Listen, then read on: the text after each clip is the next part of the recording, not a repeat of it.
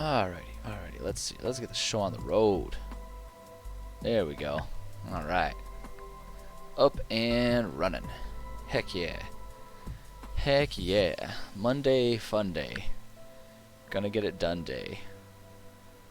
I'm not gonna come up with more rhymes. I'm amazed I got that far, to be perfectly honest. Yeah. Yeah, how's it going? How's it going, everybody? Hey, Prince John, look at you. Look at you here, bright and early in the stream, ready to go. I say bright and early as if it's like in the morning. It's like 20 minutes from noon where I am. I don't know, to some people that is bright and early. Who knows?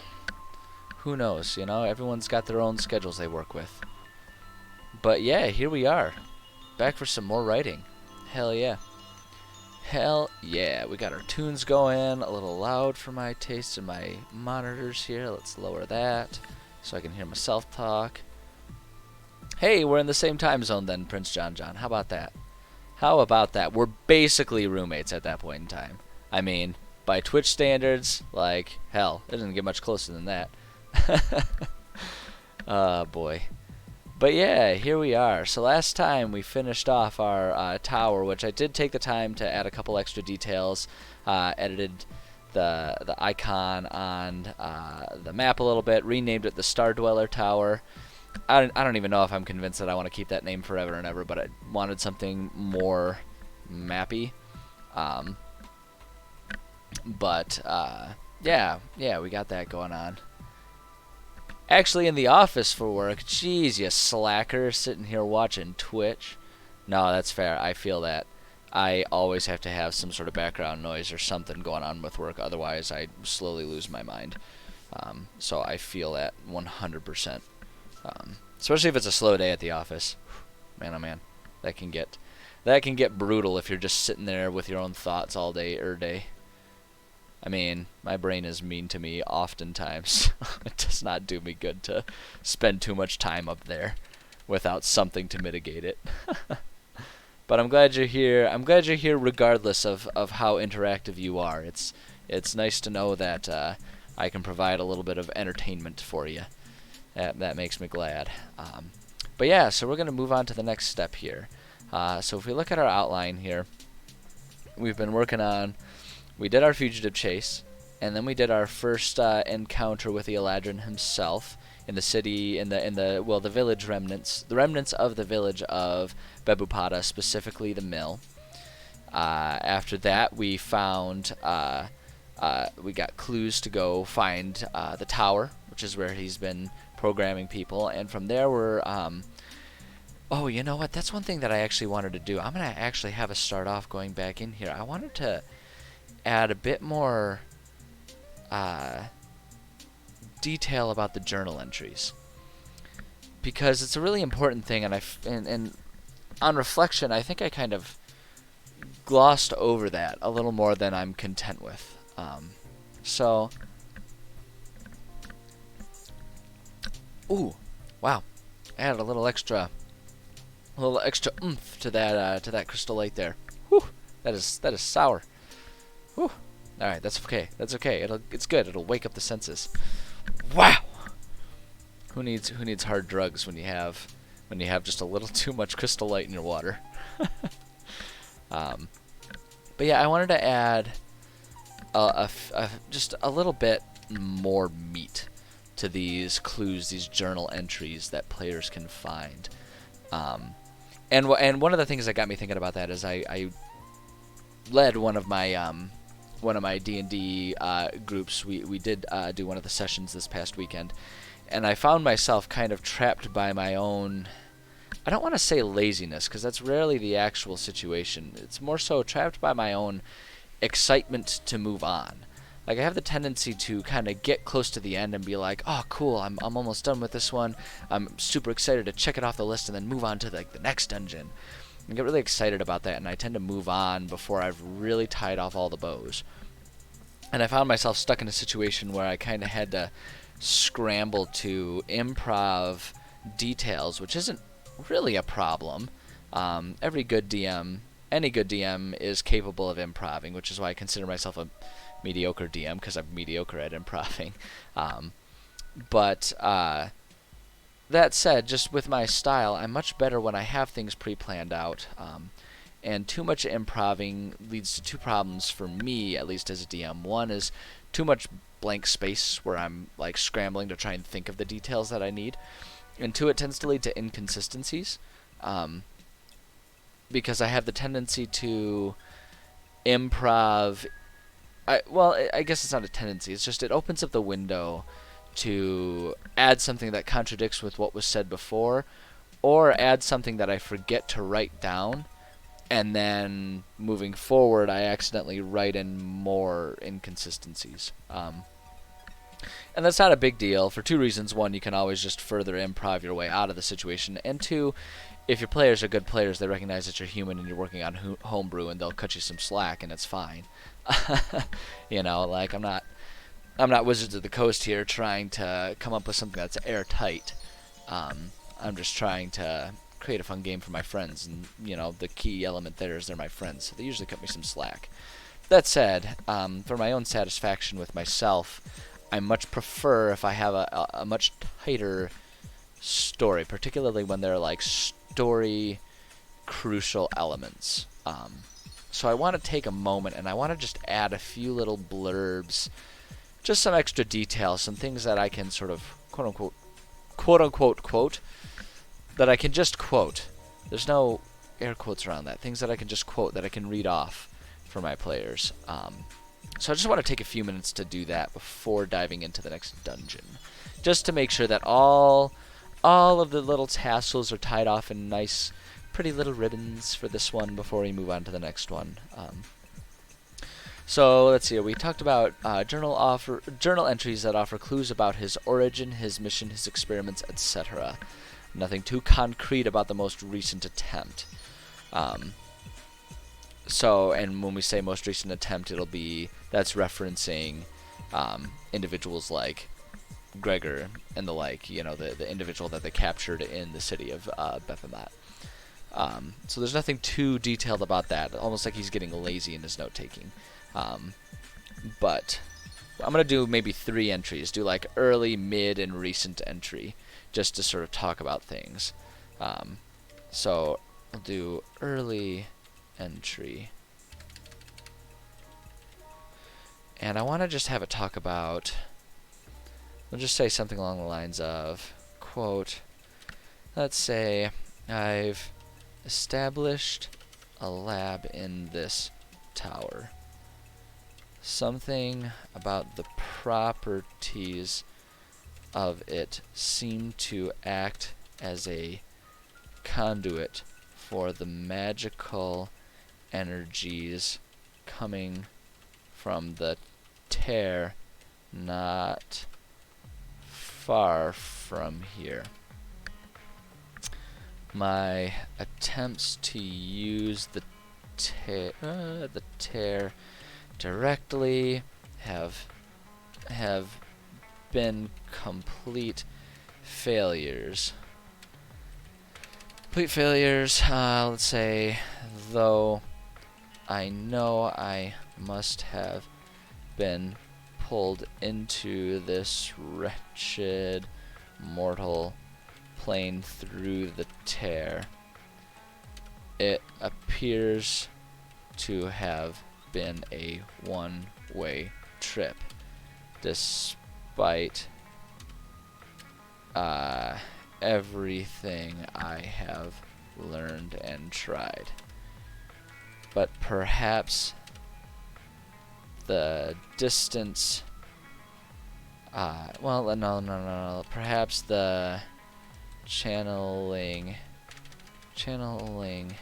nature of this structure can help focus the tear's energy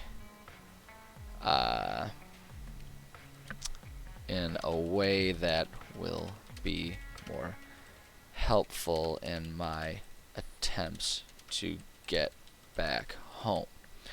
Alright, so we'll do that as like one entry. Let's do, we'll just say middling entry. Let's see here. Any efforts to create a way home continue to fail. It has been so long I've lost count. Years, decades, centuries. It's all the same to me these days. Yeah.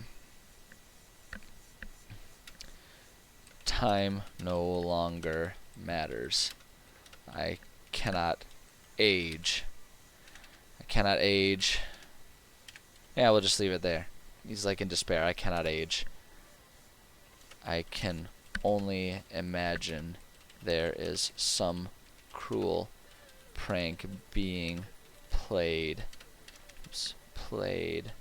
on me to keep me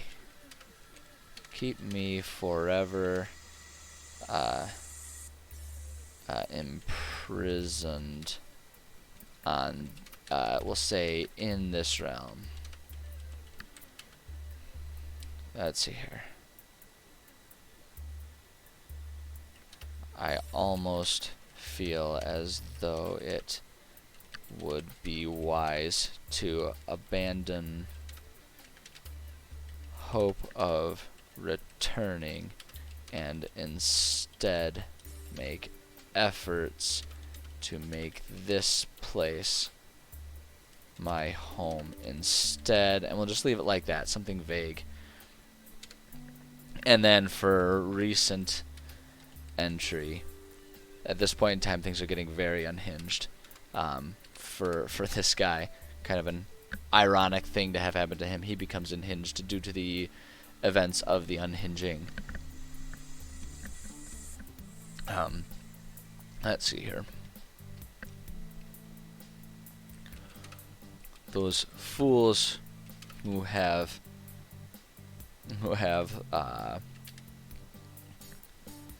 let's see, those not fools. Let's see here. Those, we'll say, monsters who have kept me here will not know what has hit them. My army is, we'll say, actually, the first wave of my army is nearly ready. I have nearly, we'll say I have perfected my programming technique and have successfully broken the minds of my prisoners without any negative impact on their physical beings. Externally, they appear normal, but internally, they are completely, subservient to me. I will soon be sending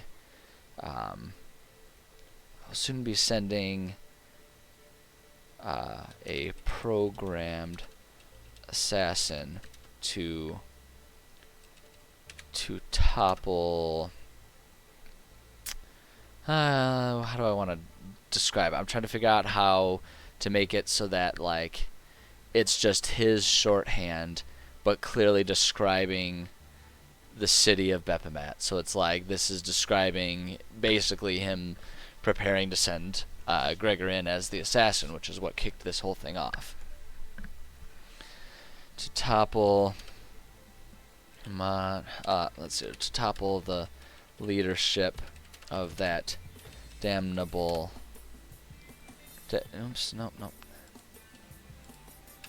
damnable cult that let's see here, that parades itself as a city. There we go. And so it's like clearly describing Bephomet. Well, maybe not clearly, but like believably describing Bephomet, but in the words of a madman who's just absolutely losing his grip on reality. Is sort of what I'm trying to invoke here. And we'll just leave it at that. And so then, let's see, and so we'll do the one more, let's see here. So we kind of already have the journal entry that says that, but I'm going to add one more journal entry here, and it'll be another recent entry. And what we're going to do is say, I returned once again to that site. Let's see here. We need to look at my scale here. That site east of here is what we'll say. That site east of here from which I was expelled into this mortal plane.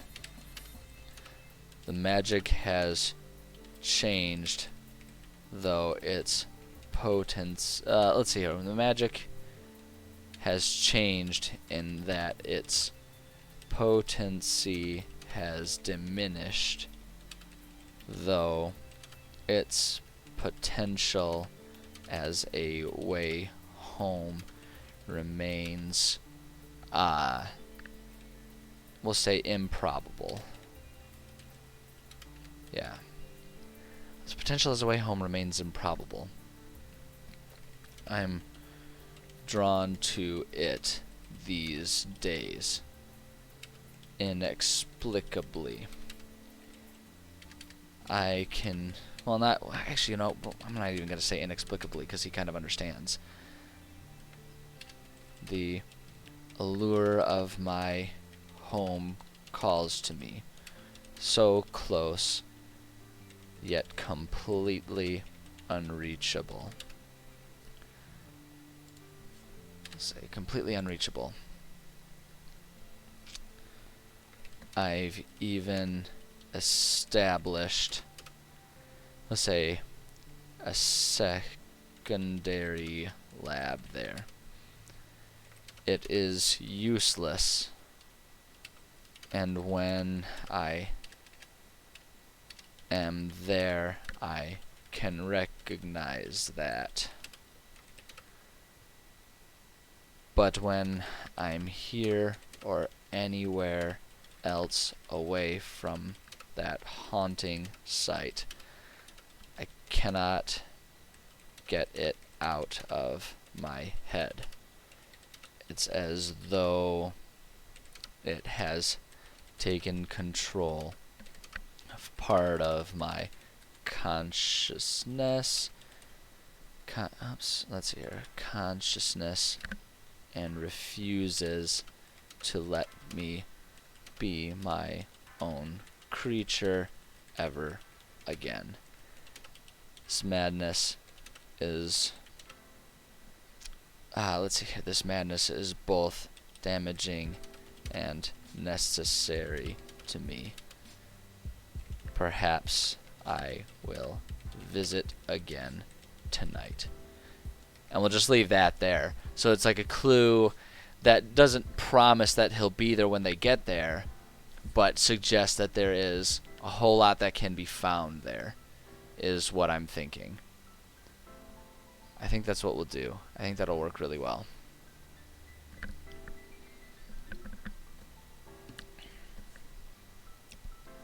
Just drop in the breadcrumbs.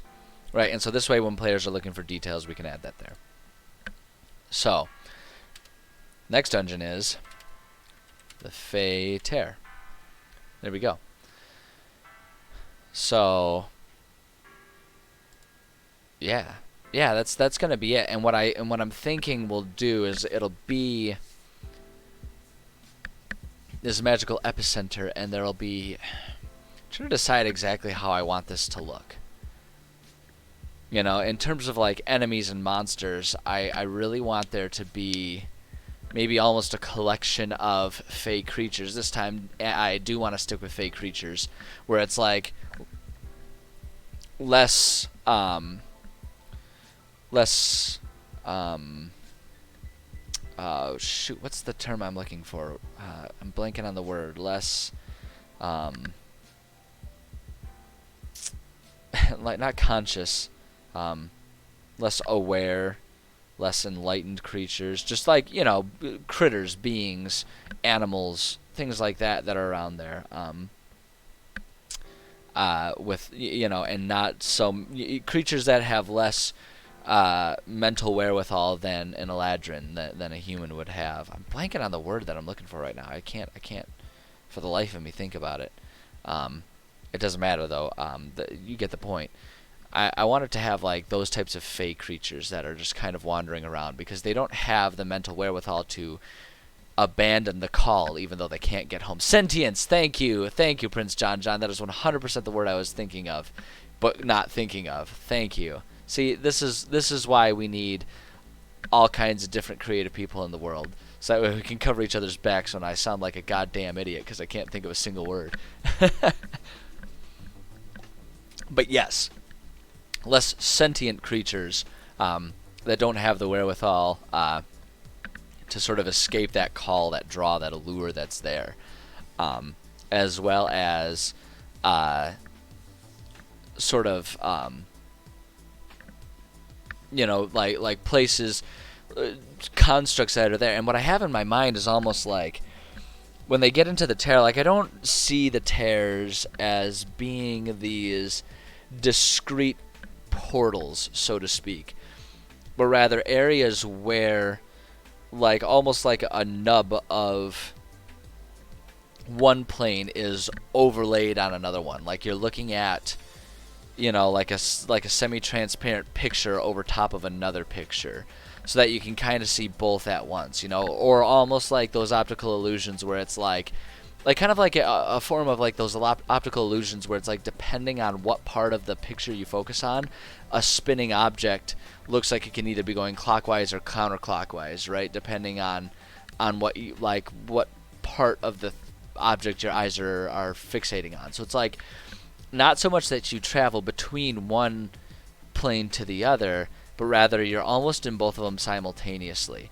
right? And like that sort of explains why the Eladrin can find the tear that he came through but not escape it, because whatever would be required to get his perspective to see, say, the Feywild as the primary plane and then walk out of the tear into the Feywild, instead he can't escape that. And no matter how close, no matter how absorbed, how into the tear he walks, he always walks out back into the mortal plane, and that happens to every creature. And so I kind of have this vision of the dungeon here, so to speak, being this weird, almost haunted place where it's like, depending on what room you're in, you may or may not see one type of building or one type of structure, right? So it's like from the outside they're approaching it, and suddenly they'll start getting like flashes, blips, depending on where they're standing, images of a building that's standing there that is like a building that really exists in the Feywild. And they can enter the Feywild into that building, but then when they leave that building, they're back in the mortal plane. And so it's just this weird existence, you know. And almost like I have this vision where it's like almost like there are only 2 or 3 structures, but depending upon which door you enter in, it changes what you find inside, and that's how you find all these different things, right? And so they can find rooms that the Eladrin has sort of added more of his clues, added different parts of his quote-unquote makeshift lab that's there. That's kind of what my vision is. And the thing that's hard about that is figuring out how I can effectively map that for players, right? And so I might have to get kind of creative with maps. I don't know if there's a way. I don't think there's a way. Dungeon Draft is a crafty, clever program, but I don't think it has a way to have like teleporters as doors instead, so that I could teleport them just to like a different room in the map or something. But we'll get to that. But at any rate, that's the vision that I have going on here. And at least describing it should be very interesting.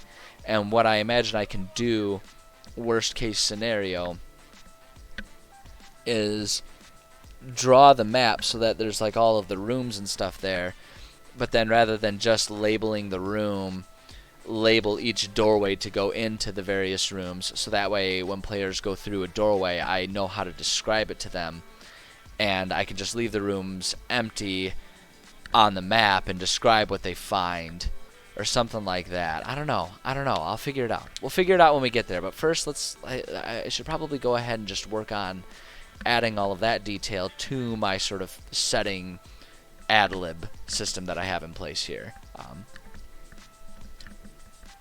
Especially with a very cerebral vision like I've got going on for this one.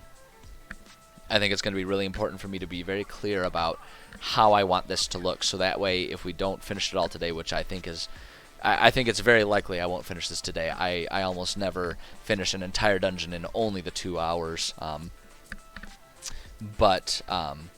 You know, and so if that's the case, I want to make sure I'm crystal clear for my own self what I'm going for here, because who knows how well I'll remember everything I'm saying right now by the time Wednesday comes. So, in the first place, this is going to be a level 4 dungeon. And remember, it's always 5 players. I always balance it to 5 players. Because for me as a DM, I make sure that the group as a whole is anywhere from 4 to 6 players. I don't do larger groups than that, nor do I do smaller groups than that. I'll play with only 2 or 3 players as long as they're part of a larger group. But I kind of insist on having groups that size just for the sake of being able to balance things. And so I always do 5 because that's like right smack in the center there. You know, and that just ends up, excuse me, that just ends up being the easiest way to do it. But at any rate, so level 4 here. Let me look at my consistency guidelines that I have for myself. I'm pretty sure our level, challenge level here. Pretty sure level 4, yes. So we're up to 2 room sets, which means we're going to have about 20 rooms to map out. Another reason why it's unlikely I will get this entire thing done today. But I love the concept of doing this, and I feel like actually what I can do then is essentially design like 10 quote-unquote buildings, you know, 10 structures or whatever that exist in this map, and then each of them has 2 entryways, or we could do 5 and each of them has 4 different doorways to go through that will change what players find as they walk in. Something along those lines. I'm not sure. Again, we'll get to that. But we're going to have 2 sets here. This is going to be a very complex dungeon, which excites me. Like, we're starting to get closer to the realm of eventually designing like a mega dungeon, which mega dungeons fascinate me. I love the concept of a mega dungeon. You know, they're very game mechanic, very meta in that sense. It's hard to have necessarily a true consistent narrative that makes sense for making players go through a mega dungeon without there being also just the understanding of, this is a mega dungeon, you guys should prepare to have a lot of fun exploring this one for many sessions. And so, I don't know, I think it's great fun. Nearest city is still going to be Bepham Hat. And the current overlord here, I'm going to say N-A, too magically chaotic for anyone to be in charge. I mean, we could argue that the Eladrin is sort of the overlord of this, but I'm not going to have the Eladrin existing in this area when players get here. He's not going to be there. They're chasing breadcrumbs. They have not there, and it'll be a while before they catch up to the person dropping said crumbs. But I don't know. I like that. I love teasing players with little clues like that. So the history. Before the unhinging. Oh man, I'm getting a lot of double keystrokes here. I'll need to take some time to figure out if that's something going on with my switches or if I'm just being lazy in my typing and holding things down too long. So before the unhinging, there was nothing. Nothing but Savannah. I never know whether the H is supposed to be there or not versus when it's like the place versus the name, because they're both technically right and it'll allow both of them but I can't remember. We'll leave it without the H and just say whatever. There's nothing but savannah here. The unhinging caused as much chaos in the middle of nowhere as it did in the charted parts of the world. This space in particular became an epicenter of magical happening when a tear between, say, a tear between the mortal plane and the Fey wild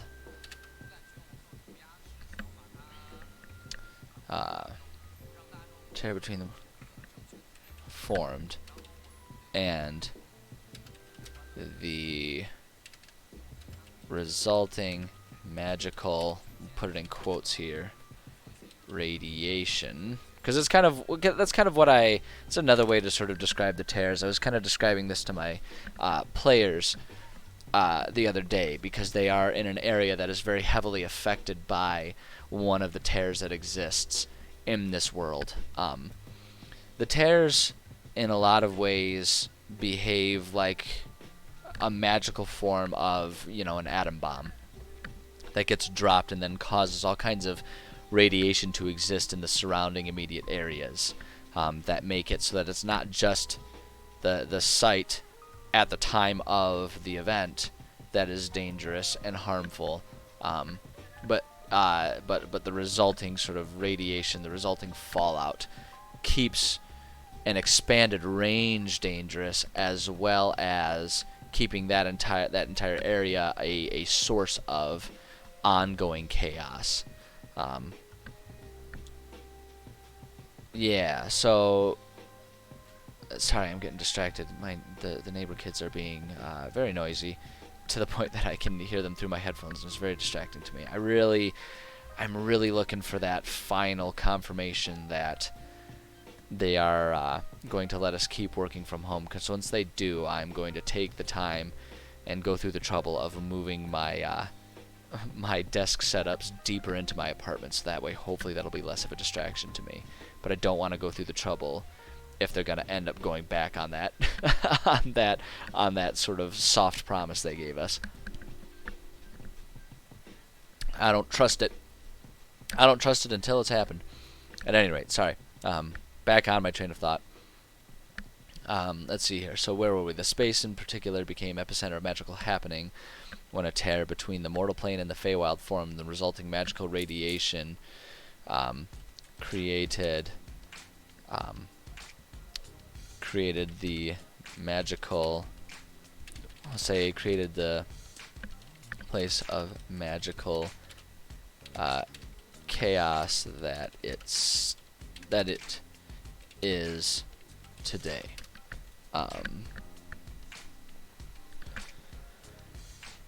Now, the mortal and the Feywild, the mortal and, we'll say, corresponding Feywild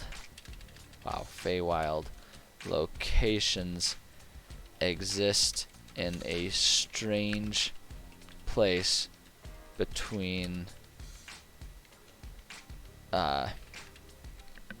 in a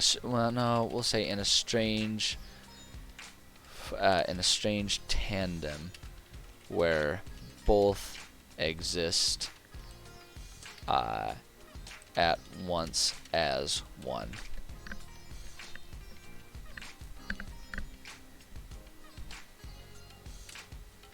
Buildings both exist and don't exist depending on the approach.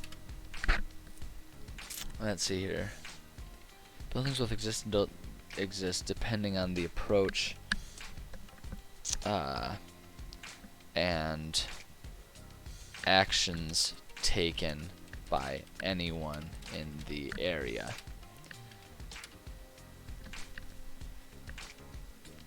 The allure of the Feywild calls the displaced creatures, but they cannot reach home, as the tear does not allow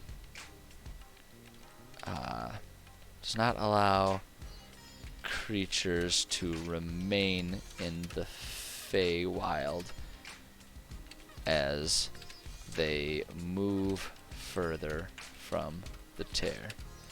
The place is cursed.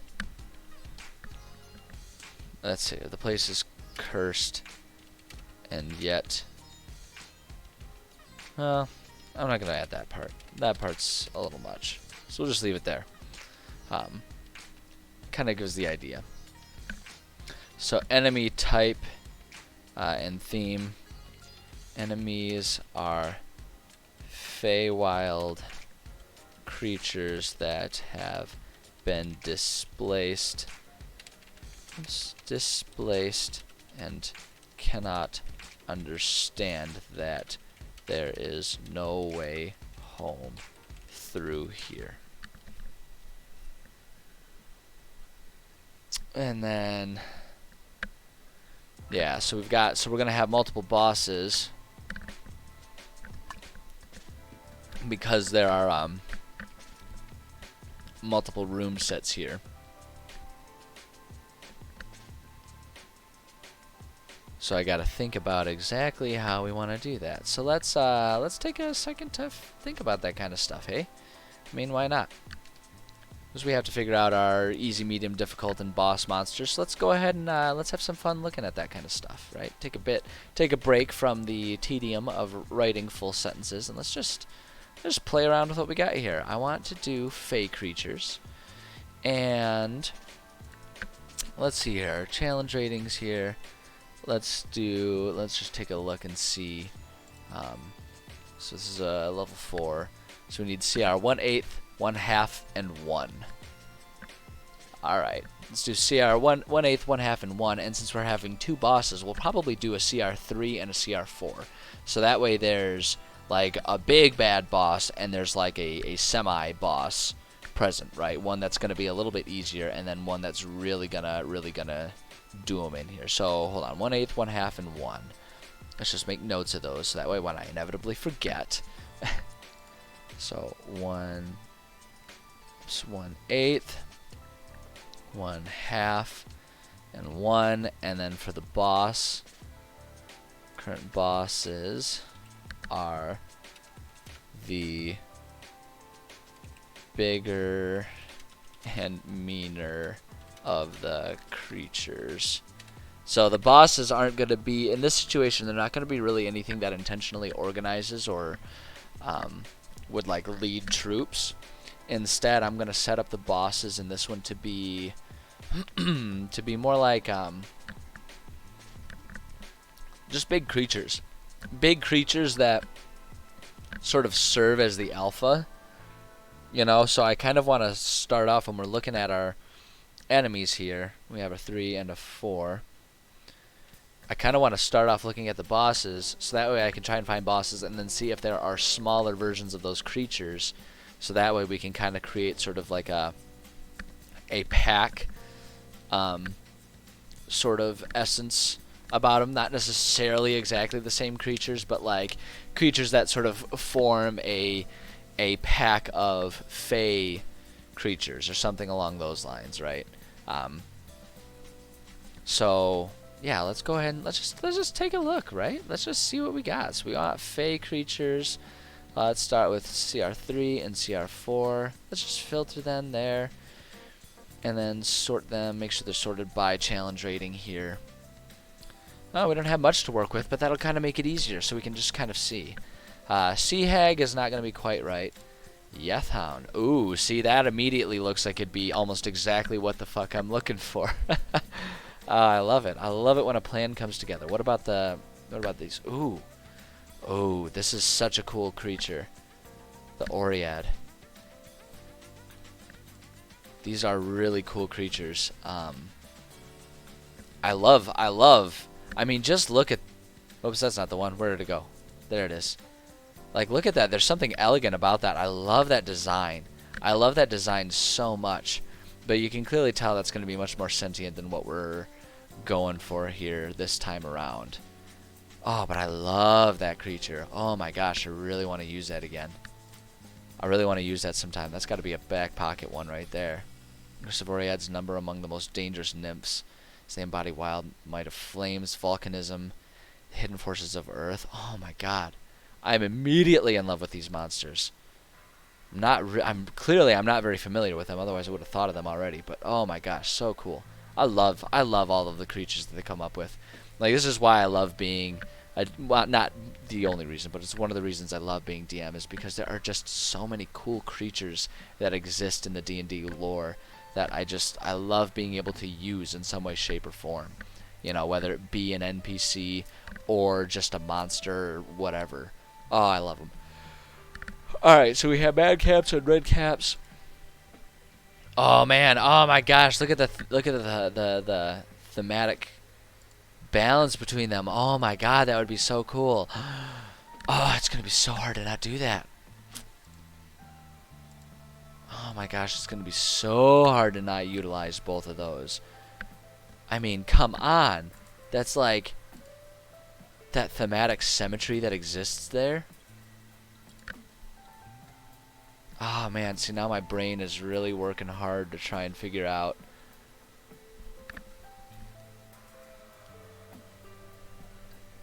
I'm trying to figure out ways that I can explain around, you know, work around the fact that I've already explained, and I want to keep to it, the concept that these are not sentient creatures that are still around here, because sentient creatures would figure out they can't get home. I almost kind of want to go the route of they've been driven even more insane than the Eladrin, to the point that they really just don't have clear thought anymore. Like they're like somewhere between sentient and animal, right? And so they're just like reactive, almost zombie-like. Because I want to use them, because that is just so cool. God, it's so cool. Could have both of them there. And it's just like they keep the packs of the Feywild creatures and like tend to them. So it's like there's this weird balance between compassion and aggression that exists in these creatures that are just completely ripped to shreds by the nature of the unhinging. Oh my god. I gotta do it. I mean, I gotta do that. Like, listen to me gush over these creatures. They're so cool. Oh, they're so cool. They got magic and shit too. Yep. Yeah, I think I'm gonna commit to it. Okay, hold on. My work phone has been going insane for a little while now.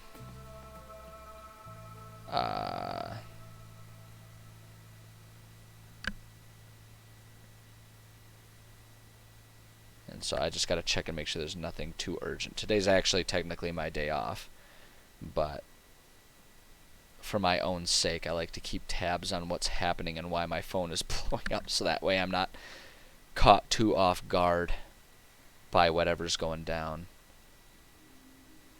This appears to be the only one that might be essential.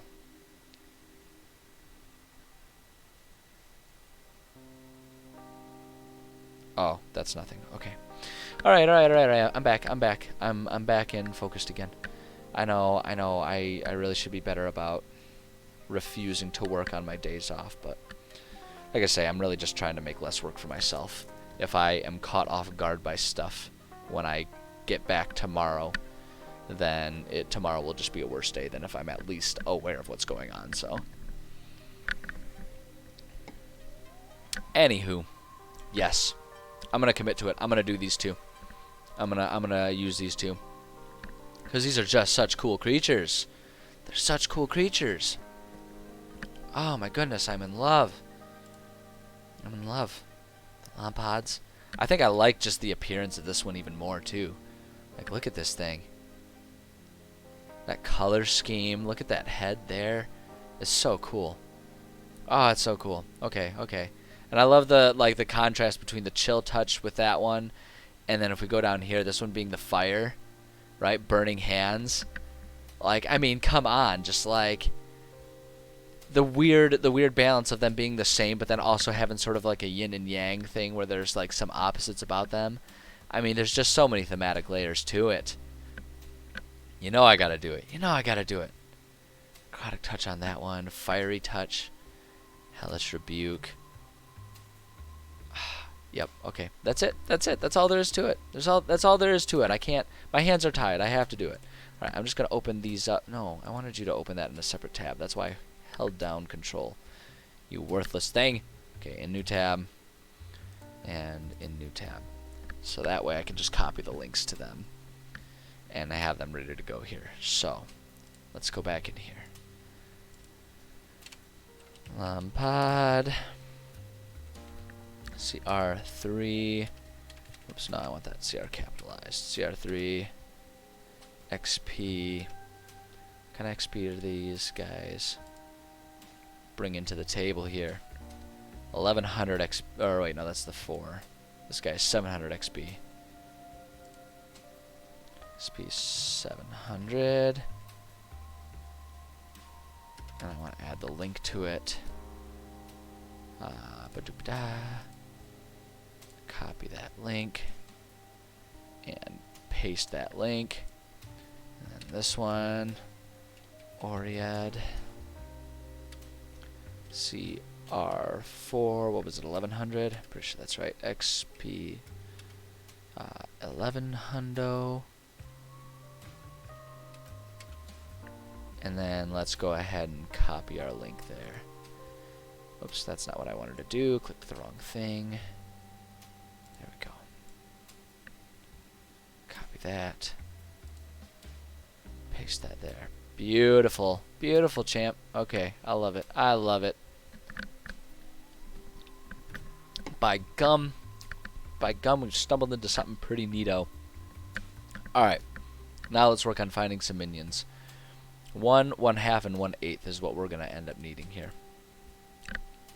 So let's first find our ones. I'm just going to go 1 to 1 rather than having all of them there this time around.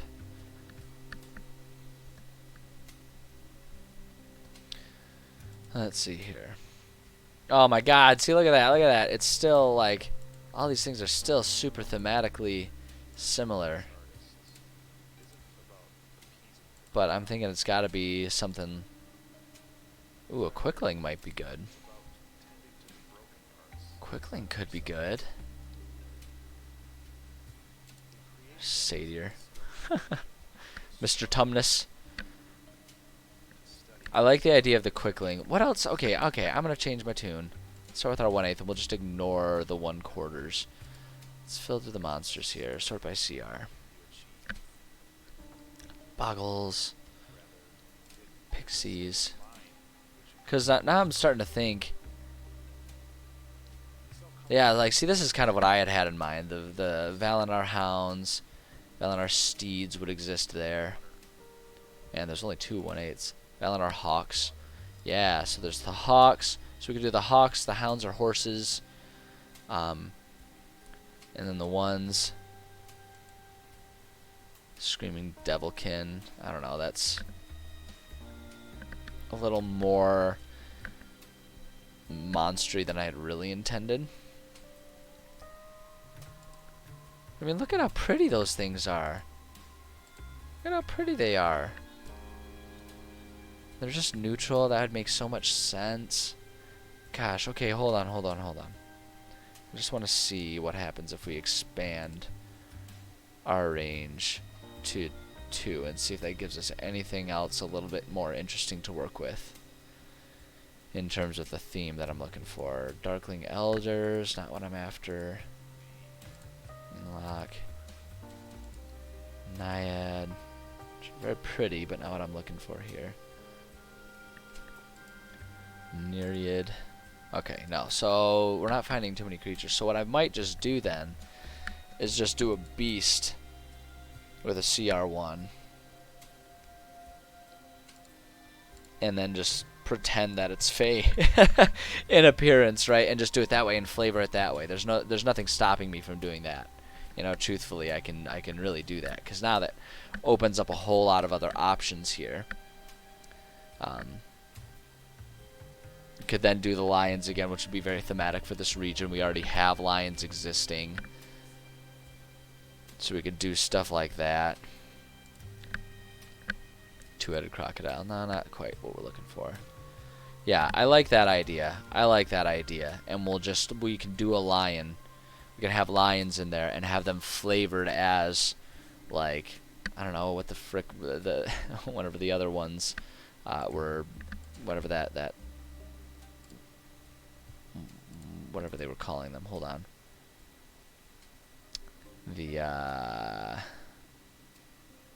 Come on, where is it? The Valinar. Valinar. We can call it like a Valinar lion or something like that. And it just like behaves like a regular lion. Because see, these things, they really just...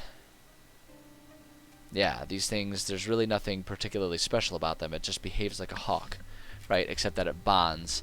Bonds with one creature it can see, right? So it's like maybe it bonds with that... Because the hawk can bond with one creature it sees. So maybe they're all bonded with the one thing, you know, and so we do that with the whichever of the two they're surrounded by. So that's the Valinar hawk. Where's the Valinar? What's its? We need to do the one half. So many things because I'm leaving the animals up there. Valinar hound. Valinar hound or the Valinar horse or Valinar steed. Hold on, let me look at what their abilities are. So the Valinar steed can bond. What about the Valinar hound? Does that one bond as well? Yeah.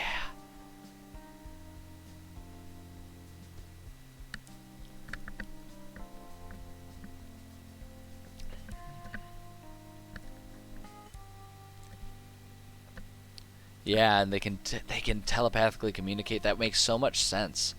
Makes so much sense. And so we'll just flavor the lions to be Valinar lions, and I'll just make a note that they have access to that bonding trait. And I think that would be an excellent thing. I think that would be... I think the flavor of that would be exactly what I'm looking for here. And I think I'm going to do the Valinar hounds. As beautiful as the steeds are, I feel like the steeds would be, just generally speaking, less common. And so I think it's going to make more sense for there to be a pack of, like, hounds around than a herd of horses.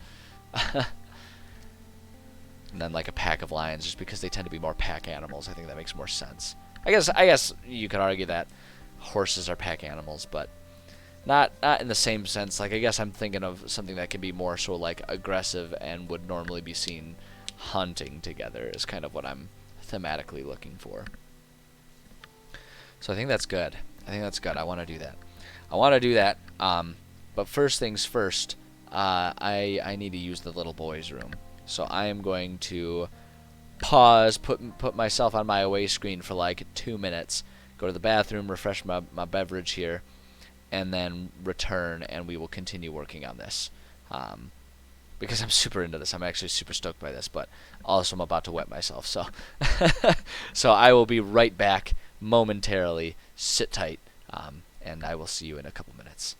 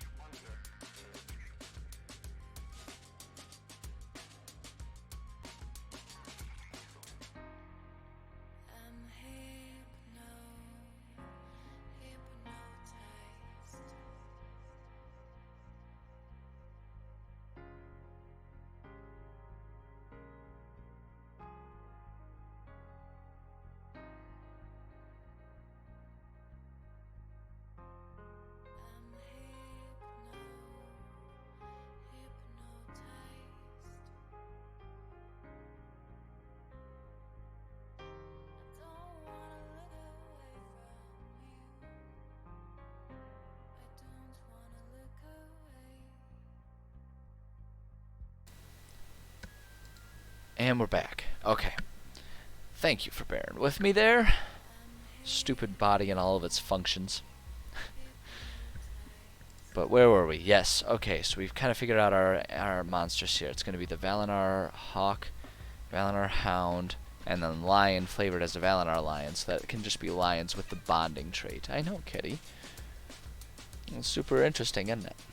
My cat's here, as always, being my co-writer. We are pretty content today because it is much cooler than it has been the past few days. Dropped from being almost 90 degrees around here. That's Fahrenheit for all of you smart, from all of you people in smart countries that don't use Fahrenheit. This isn't Fahrenheit, but it dropped from 90 degrees down to 70, and it is much more comfortable around here, thank goodness. We're going to open that link in a new tab. I want to go, I think the Valinor Hawk was on the first page, wasn't it? Yeah, Valinor Hawk. Link in a new tab. And then I want to just find the lion. There it is right there. Oh, link in a new tab. Okay. So, Valinor Hawk. We'll just copy that. And then go into here. So this is going to be Valinor Walk, Valinor Hawk, CR1/8. Hey, give me that one there. 1/8 XP. 1/8 are what? 50 experience points? Am I remembering that right? 25. Okay. So then go back there. XP 25. And then we'll just go ahead and copy our link there. So now our 1/2s are going to be the Valinor Hound. CR 1/2 XP. So that should be 100 XP if I'm remembering properly. Let me double check that. Go to the Hawk, go to the Hound. Yep, 100. Look at me go. Look at me remembering that right. Copy that. Go back to here. 100 XP a pop. Boom, there we go. Valinor Hound. And then the last one, I'm going to do Valinor Lion. And then, here's actually what we'll do, just so that way I understand it.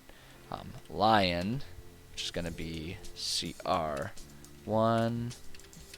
XP should be what, 200 that way if it doubles every time. We already got the Hound. The Lion is 200. Yep. XP 200. Eventually it doesn't double, but for those first few it definitely doubles each time. Oh gosh, sorry. I gotta stop touching my nose. I got a little bit of bruising. You can't really see it, thank goodness. It's very minor. Can't really see it with the lighting there, but I ended up getting a little bruising over the weekend from the what must have been a minor fracture on the nose that I received while kickboxing. I didn't think it was that bad, but then I started getting a little dark under the eyes. I was like, oh, looks like we got ourselves a small little crack going on there. Also evidenced by the fact that it is still sore about 4 days later. So, nothing dramatic, but also noticeable. Also a valuable lesson on being better on defense while fighting. Keeping my damn hands up rather than dropping them like a jackass. Anywho, Lion, we'll say flavored as a, quote, Valinor Lion, where it's a lion, but with the bonding ability. Boom. And then boop boop. Did I remember to copy that? I don't remember if I copied that. Copy that. And paste it. There we go. But look at that, and it still even fit on one line. Haha. I mean, I planned it that way. That was 100% intentional. Alright. Okay, so there's our creatures. Treasure and reward types. So here's where things can get really fun.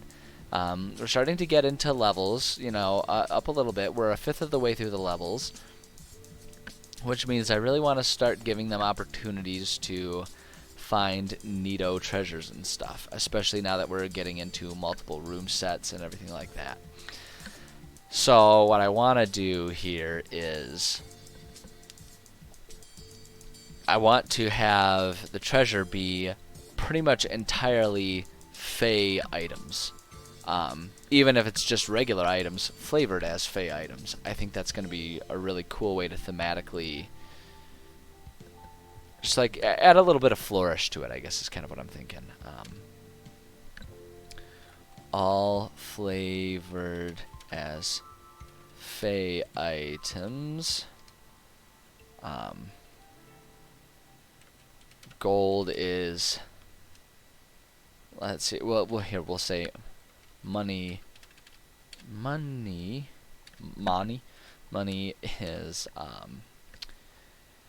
is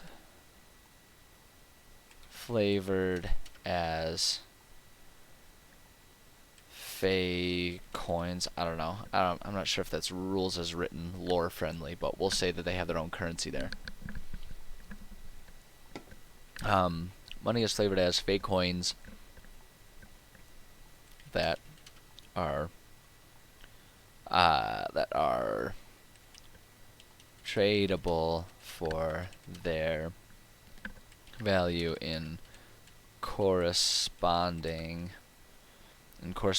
mortal currency, but look different. We'll do it that way. Let's see here. Items will have a Fey design. Fey design. What am I looking for? Design theme, maybe, I guess. Design theme. Magic items, including enchantment token, that focus on Fey. We'll say that focus on. Let's see here. We'll say focus on spells used commonly by Fey creatures, which like kind of is meaningless because like spells are spells, but there are certainly more like fairy pixie-esque spells that just thematically feel more Feywild than others, and so we can kind of just focus on those. So we'll do that. Also, clues left by the Eladrin regarding what he hopes to achieve through what he's doing. Boom. There we go. There we go. I think that works pretty well. Oh, sorry, stretching out. Oh, it feels good to stretch. Who doesn't love a good stretch, am I right? Am I right? Okay, and that's all we need to do. We can come up with more detailed stuff as we go along. Puzzle and trap themes. Okay, so this one, traps are going to be byproducts of the fact that two realms are trying to occupy the same space. They are accidental dangers, not intentional booby traps set by anyone. Just say it like that. Say it loud. Alright, actually I don't think we need anything more than that, so actually what I'm going to do is delete that and then make that just done like that. And then any other atmospheric notes. I almost feel like I want to say something in here. I feel like there's maybe some way that I can add a few more descriptions to make it a bit more obvious what I'm trying to create here. But I can't for the life of me think about what that'd be, and I need to stop touching my goddamn nose. for any kind of reason. It's like, I don't understand why I have this tick of touching my nose. And especially now that it's all sore and stuff and trying to heal, I gotta not touch it. And it's not like biting your nails where you can just like put cayenne pepper under your fingernails or something like that to remind yourself. You just have to remember to not do it.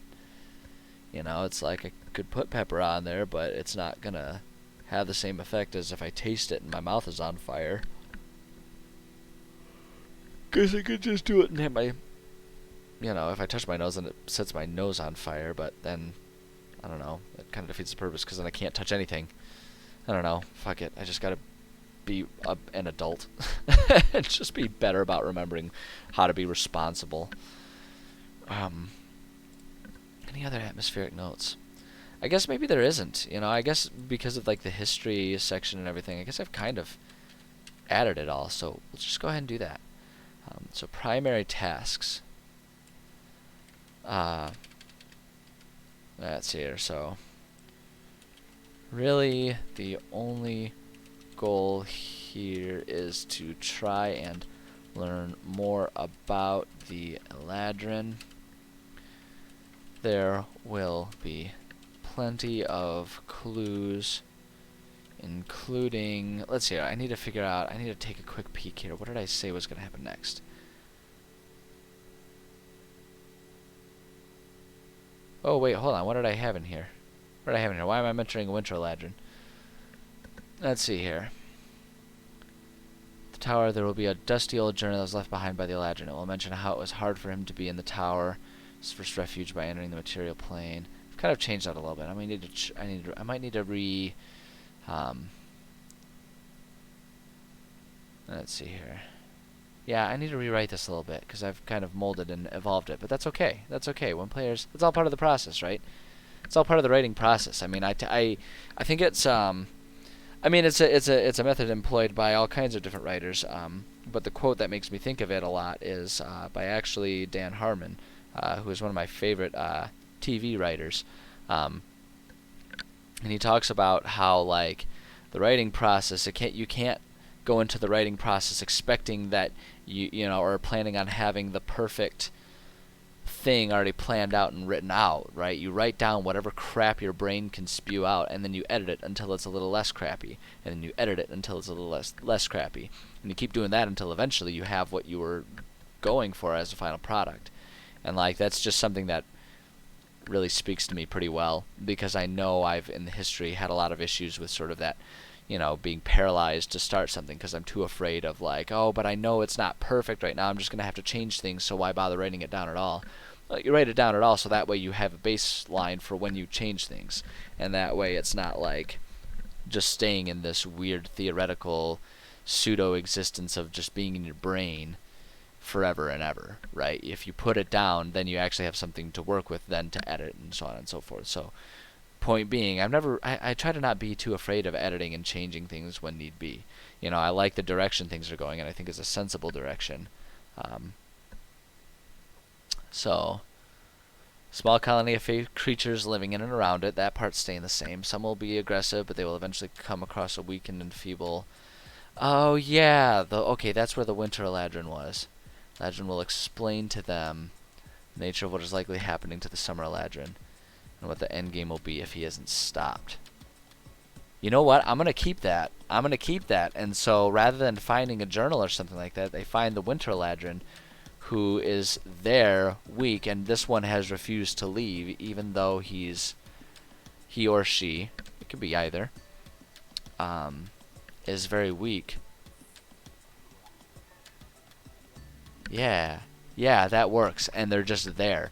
And so one of the you know ways, depending on how they enter a room, they enter and they find this Winter Eladrin, like maybe his home was part of what's sort of coexisting. So the Summer Eladrin's home wasn't even there, but this Winter Eladrin, his home is there.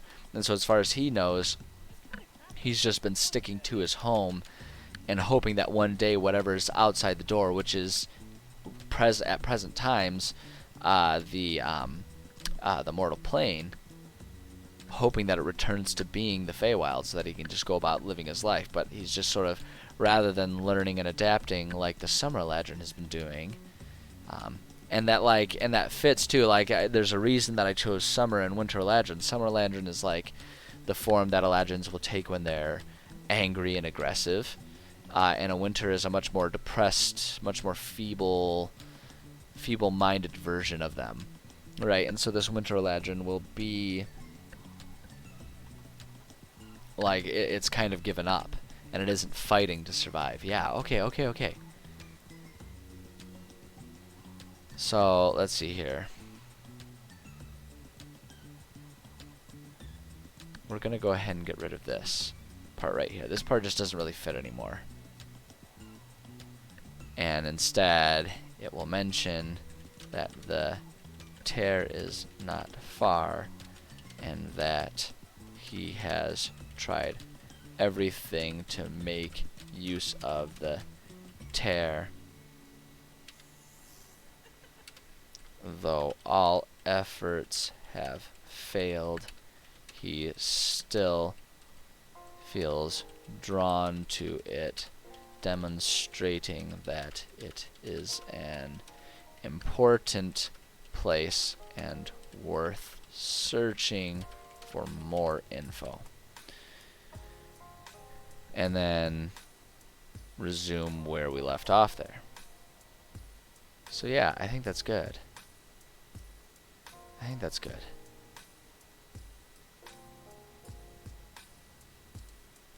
Okay. I like that. I think that fits. I think that fits really well. I'm into it. I am into it. Okay. Plenty of clues. Plenty of clues that he has been there and has been experimenting. Wow.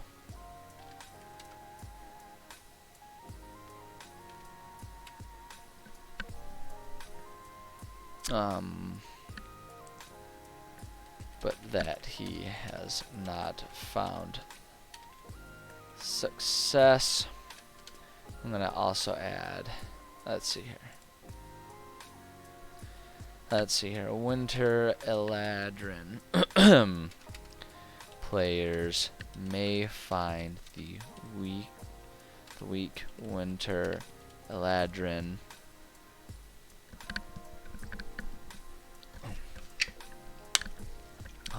that one there. The next beverage. Alright, weak Winter Eladrin, who will tell them what he knows about the Summer Eladrin and what the end game likely is. Let's see here, we'll say players can attempt to save any of the Fey creatures. It will take a lot of work and luck, as their minds have been warped and broken. Boom. And we'll just leave it like that. And that's kind of what the tasks are. Alright, so villains and allies. Alright, let's see here. So we're gonna change this and say bosses. Don't need to underline this. Let's do the Lampad first. Lampad. One of two corrupted Fey creatures. This is the weaker of the two. It was likely once a sentient creature, but the trauma of the unhinging and centuries of a fractured existence have damaged its mind so that it is now a creature of aggression and instinct. Boom, we'll do that. And then honestly, it's kind of the exact same description for the Oread.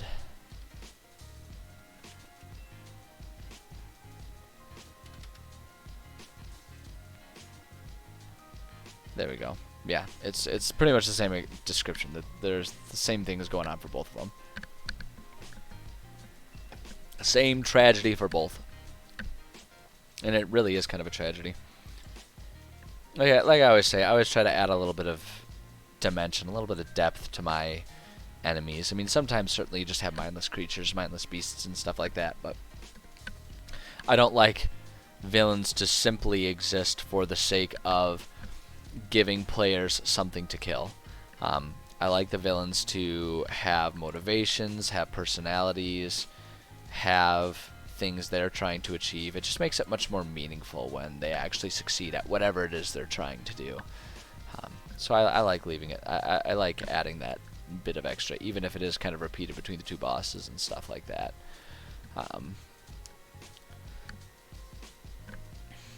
Let's see here. So lackeys, instead of adding the details for all of them, since we've already got that up there, we'll say smaller creatures are simply wow, fey animals that were displaced. They are not inherently aggressive, as their minds are too simple to be corrupted, the same as a sentient creature. If only I remembered how to spell sentient. Too simple to be corrupted, the same as... However, they have all bonded to one of the two bosses as a way to cope with their displacement by attaching to a familiar essence. So it's like they're loyal to these creatures, so they'll attack whatever, you know, the Lampad or the Oread want them to. But it's not out of aggression. Excuse me. It's out of loyalty. Which, you know, is one of those things where it's like, functionally, doesn't make much of a difference. But it's there in case the players do something for it to make a difference. First and foremost, what I'm thinking of is if they kill off the Lampad and the Oread without... excuse me. First killing these creatures. Once these creatures are dead, I imagine it would be an interesting dynamic for then the remaining lackeys, those creatures, to sort of become very despondent and non-reactive to whatever the players do. Like, regardless of what they do, like, whatever it is, the monsters are no longer very responsive or interested, really. They just sort of feel a sense of loss, and so the combat can kind of end by killing off the bosses. And then that can further play into if they want to try and help save any of these creatures, if that's what they want to do. Now this time, for a change, we have an ally. And that ally is going to be this Winter Eladrin. Let's see here. We'll say weaker. We'll say a weakened and dying Eladrin that is despondent and not aggressive. If players find and interact with him, he will do his best to postulate what might be happening with the summer Eladrin. Oops. There we go. And just as simple as that. just as simple as that. I'll add a few more details. He'll be, I think the obvious placement for him within the dungeon is to put him in the reward room at the end of the second set of rooms. Yeah. Yeah. Yeah. Oh. And I think I just kind of thought about how I'm going to do this dungeon.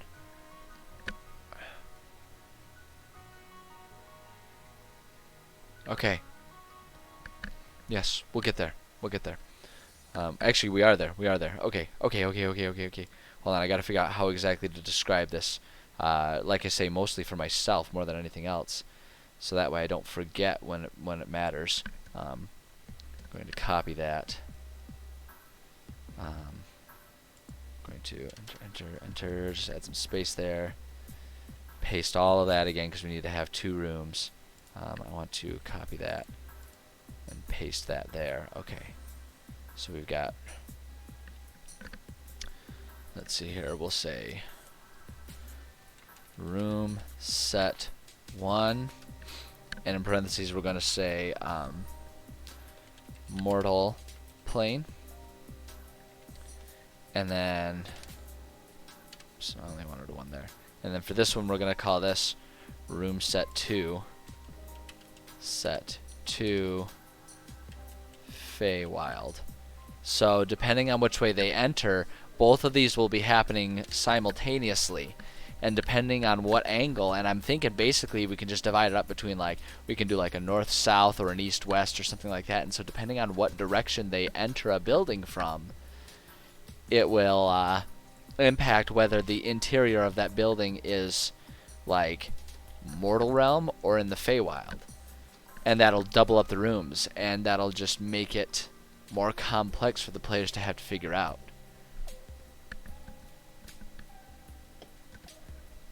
Or maybe, oh, we could have the twist room, right? Because I always do that room that's a twist. That room is the same between the 2. And going through that, like anytime they go through that room, it transports them either to the Feywild or the mortal, the material plane version of this area, right? And so like they're always in, like they enter and they once they get in the region of this tear, they're still in the mortal plane, but then there's that one room, that one building that if they go through it, they're teleported into the Feywild, and they're in that Feywild until either they go back out of that building or they go back into that building like the opposite way or something like that. Or like there's 2 doors maybe, and so it's like depending on which door they leave through will determine whether or not it's Fey or material.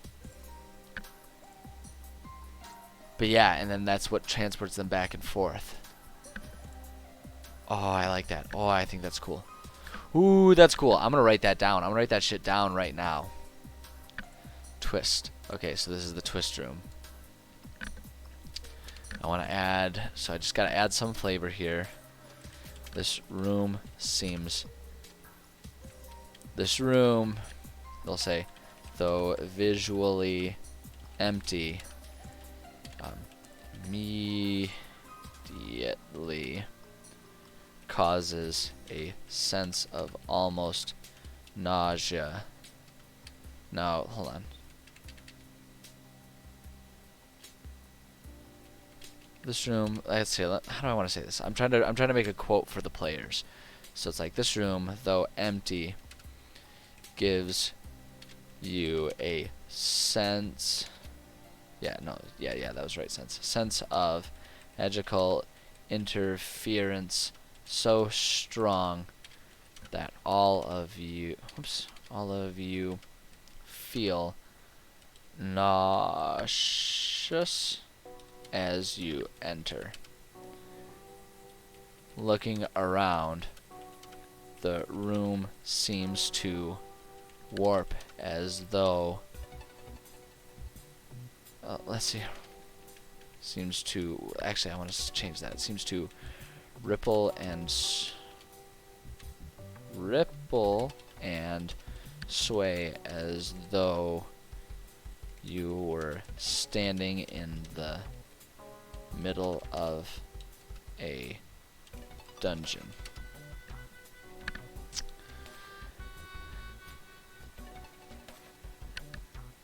And we'll just describe it like that, and that's just like the basics of it. And so they can understand that there's something very strong, and like that is the epicenter of the tear, and that's how it kind of transports you between the two.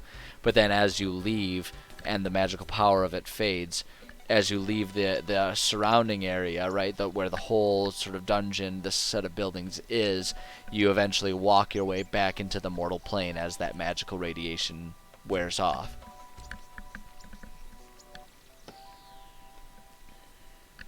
Yeah, I like that. I think that's good. I think that's real good, and I'm going to copy and paste that. Actually, wait, hold on. Let's just finish all of this because I want to add some details. Let's see. This room is the epicenter of the tear. It serves as a doorway between the two planes that exist within this area.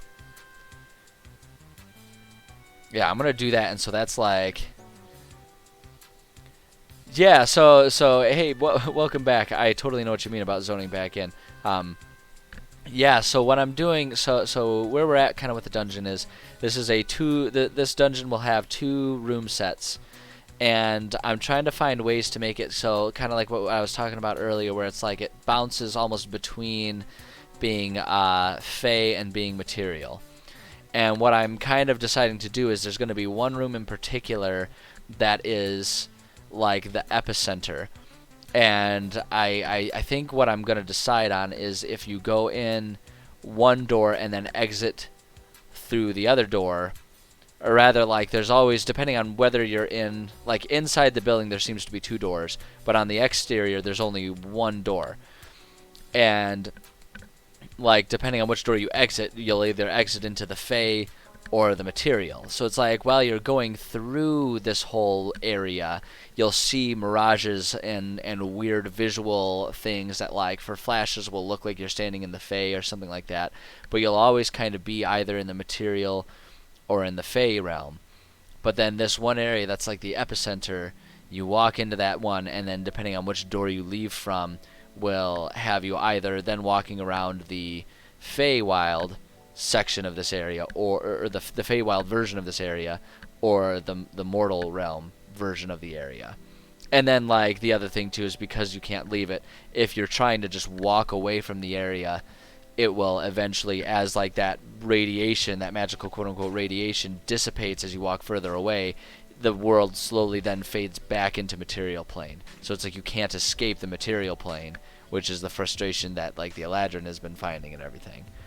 But that's how I think I want to do it, so that way we can have 2 sets of dungeons, or 2 sets of rooms, and then just have it be, like with the maps, like when players then exit into the other one, you know, it'll just make it easier, because then I can bring them, like, just bring their tokens and plop them on the part of the map that has the other stuff, or something like that.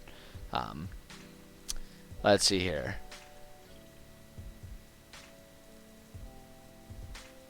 Let's see here. What if leaving the Fey realm has a chance to wipe your memory of the time you spent on that plane? That wouldn't be a bad idea. We could have something like that. Yeah, that's a good question. And I feel like, yeah, they have flashes of blank memory if they fail a save or something like that. Yeah, I feel like, I'm trying to think about, because what's actually more problematic, I think, in terms of that, remembering or losing your memory, is what would that mean for the Summer Eladrin, right? That's existing in the mortal plane and will go long stretches with being away from the Feywild. And I feel like almost what we could do is just sort of add this, kind of like you're saying, with like a flash of blank memory or something like that.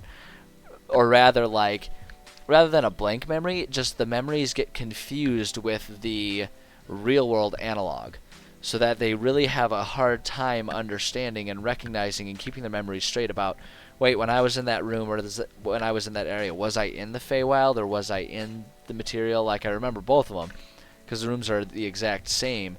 And so, like, the longer they spend in there, the more of a chance that it'll kind of cause them to go temporarily mad or something like that, which would then also contribute to just the madness of the Eladrin himself, right? Because of his obsession with going back and forth between the two, it's just causing him to go crazy. And so, yeah, I think that would definitely be a cool impact to have on players. It'd be a really good way to just fuck with them, which is genuinely one of my favorite things to do. I love screwing with my players. It makes it real fun. But yeah. I think this is gonna be cool. I think this is gonna be a really cool dungeon for them. I love it. God, I love writing dungeons. This is so much fun. So yeah, so it serves as a doorway between the two planes that exist within this area. It's here, depending on which of two doors players leave from, they will find themselves in either the Fey or mortal version of this area. And then just to add some details, let's see here, just to make sure it's nice and clear, we'll say in mortal plane,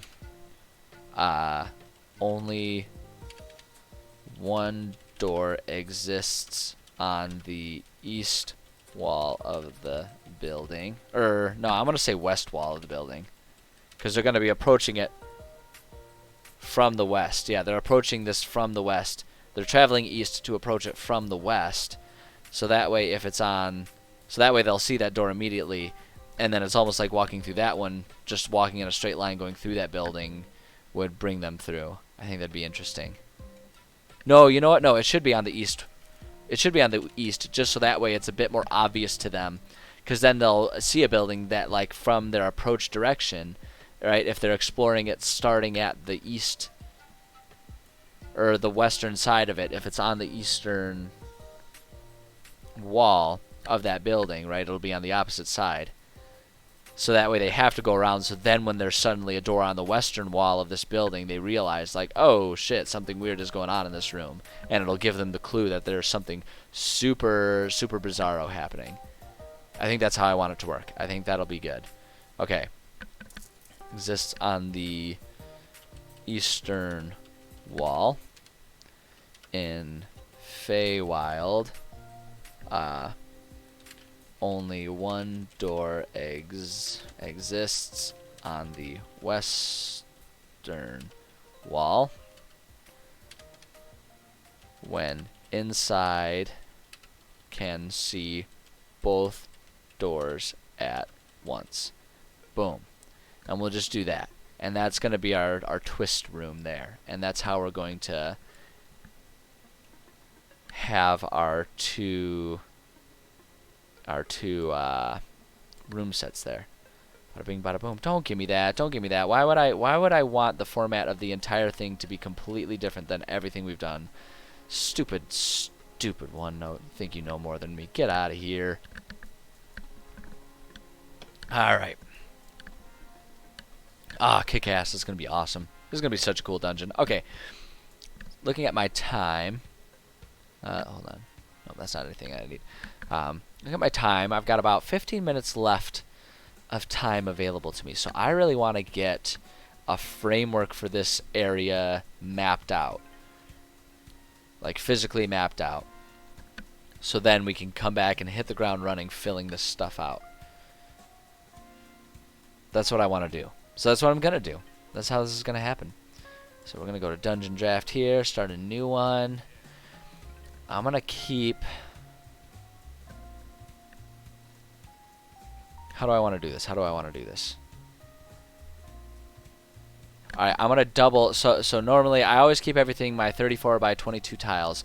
I'm going to double the size of it, so that way I can have both sets on one map. But then, like, each one like each side is still constrained to the 34 by 22. So I'll just make a 34 by 44, right? So it's like, yeah, like the top half will be the first set and the bottom half will be the second set. And so then like I would need 2 boards to make the 2 room sets.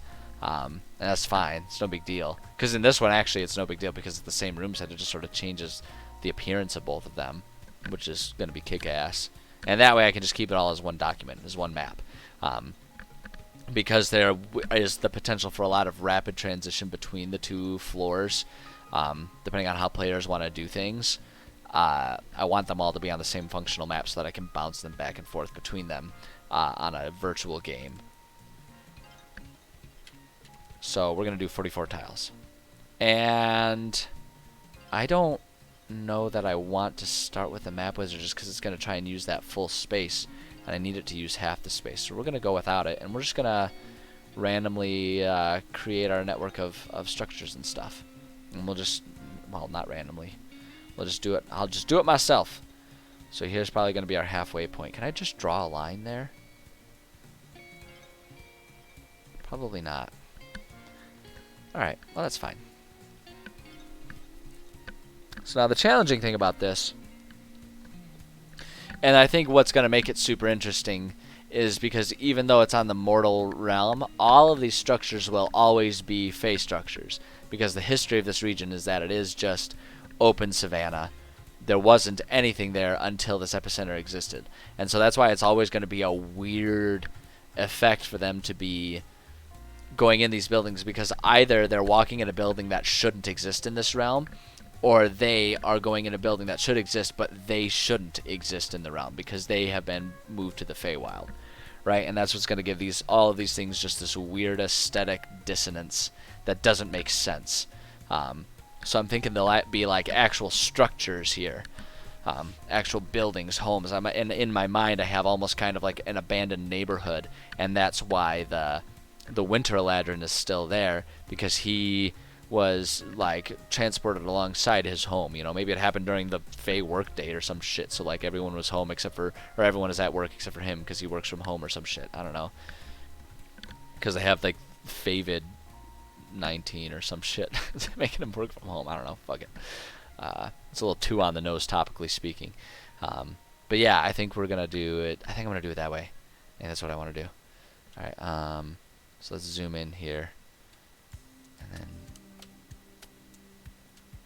yeah, okay. So I think I just want to do random buildings, and then rather than hallways, it'll just be spaces in between the buildings.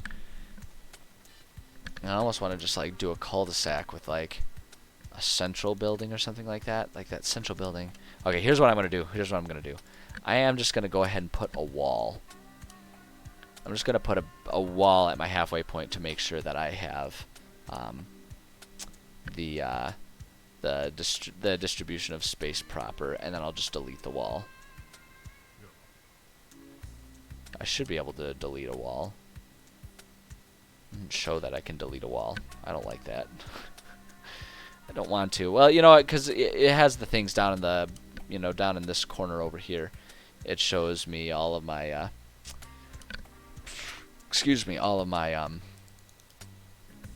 coordinates. So that way I'll be able to keep track of if I'm at 22. So so this is the Feywild. So I think everything's got to be wood. I think that's sensible. And let's do our one building. So this right here is our like central teleportation building or something like that. And we'll do it that way. And let's just go ahead and do, actually no, I want to do like polygons and shit for all these buildings just to make it more interesting. Hi kitty. Do you want to come over and snuggle? Is that what's happening? You want a lap? Okay. I know. Hi kitty. I know you expect a bit of a hug when you come over, so there's your hug. Now let me finish doing stuff. I got 10 minutes of streaming to finish up here, kitten. Goofy little girl. You can see her little ears poking up there. See? Right there. Right there. Goofball. Okay. Stop being a crazy cat lady. Let's finish this up. So there's a building there. I need 10 buildings, ultimately. Well, I need 10 areas ultimately. So actually, I'm thinking we'll do that. Or does that take us down to 16? Here's what we'll do here. Boop, boop. Let's do that. Let's do like a little connecting hallway there. And then like a second structure like that. Yeah, we'll do it like that. So that's like 2 structures there. Maybe this one will have another one. So it's like, you know, maybe that was a nicer Fey home that has a little Fey shed there. I don't know. Fucking 1, 2, 3, 4, 5. Let's do.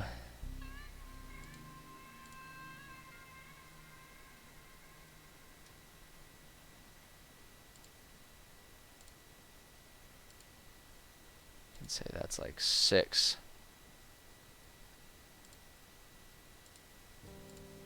7. And then maybe we'll do 8, 9, and then here we go. This will make things interesting. We'll do 10 like that, so there's like a connection there, and then just for the hell of it, maybe we'll put a connection right there. And so there's our general framework, our general layout there. And now I just gotta copy that. Let's zoom out just to make it easier. Gotta copy that down here below. So that goes to what, 21? Yeah, so that goes all the way to the bottom there. And I'm just doing it this way because it's easier to judge from the edge. But I'm actually kind of using the edge a little bit. Then it goes 3 further out. Down like that.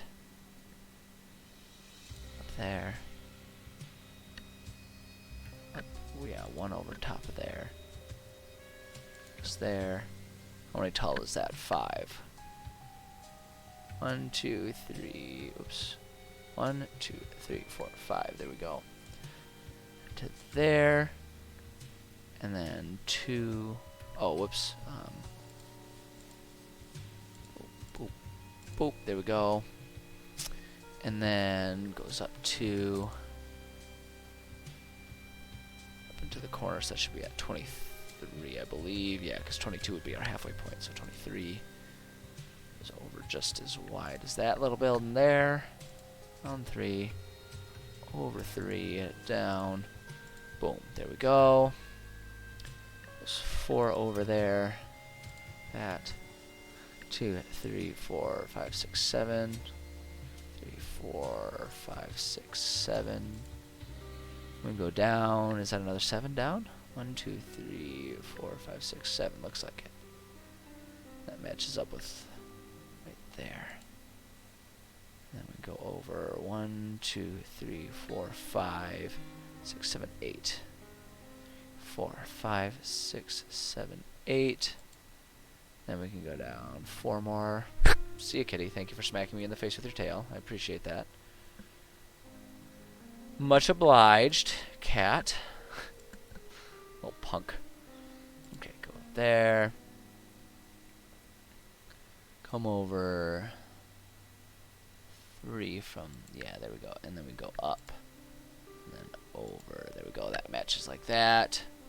1 there. Match on the edge there. Over like that. Down to the corner. There. 3. It goes over 2. Down to there. Over there. There. Boom, boom, boom, boom. Boom. And then the last one we need is this one, which goes there. Goes to there, there, and there. Haha, there we go. Okay.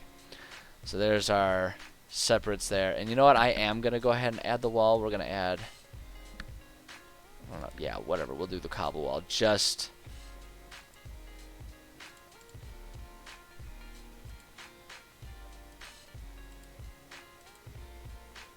How do I...